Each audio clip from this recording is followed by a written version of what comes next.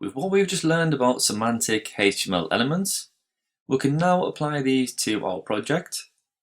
Adding these will not change the appearance inside the browser, but instead it will add some meaningful structure to our web page, which is great for the browser and other developers too.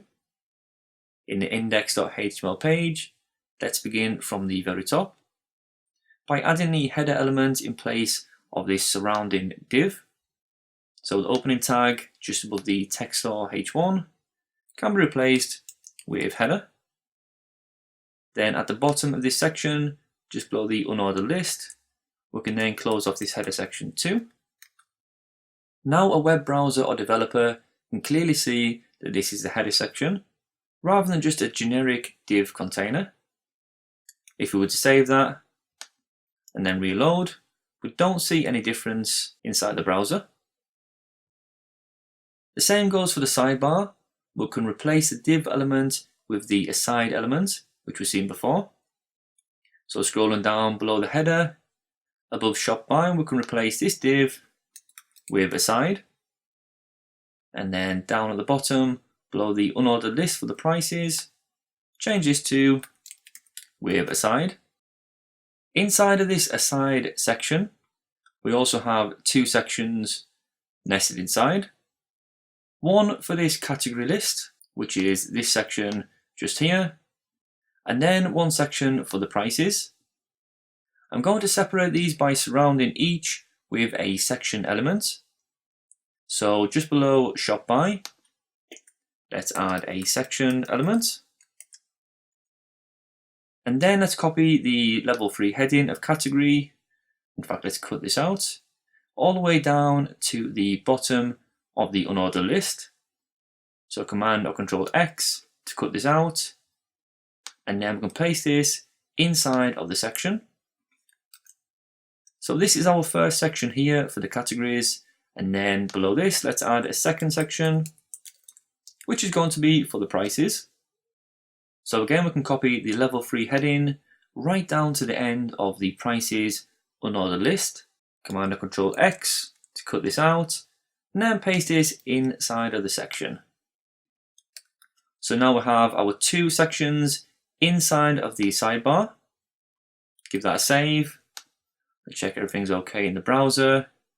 We see no difference, so that looks all fine. So these sections we just created typically contain a heading. We already have these H3 headings in place here, so we're covered for this.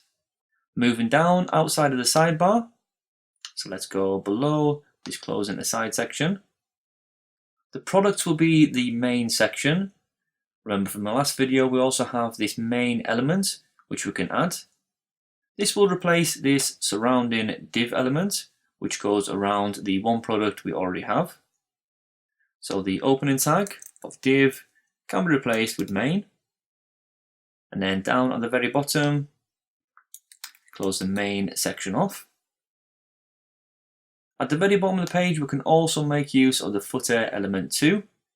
So this is the last div section of the page, which is the footer. So let's simply change this to be the new HTML5 footed elements. And give that a save. And over to the browser, reload. And we don't see any difference, but now we have the semantic tags in place. We also said in the last video there is now a nav element. This is used to represent major navigation areas. Our header and footer menu links to other pages on our website. So this could be a good use case for the nav element. First, let's add this around the footer area. So just after the footer opening tag, we can add our opening nav and closing tag. Let's cut this out, indent this in a little bit, and then paste in the closing nav. So make sure yours looks like this. We have the footer area, nested inside we have the nav, and then we have our unordered list with our free links. Then we can also repeat this for the header section too at the top. Just after text store, we can open up the nav, and then we can cut out the closing tag, which has been automatically added in for us. Add this, under the unordered list. And we can also indent this in a little, just so it's more readable. So save and just refresh and check this is all looking fine, which it all seems to be. We still have our links in place and nothing looks any different, but we now have more descriptive or semantic elements now structuring our web page.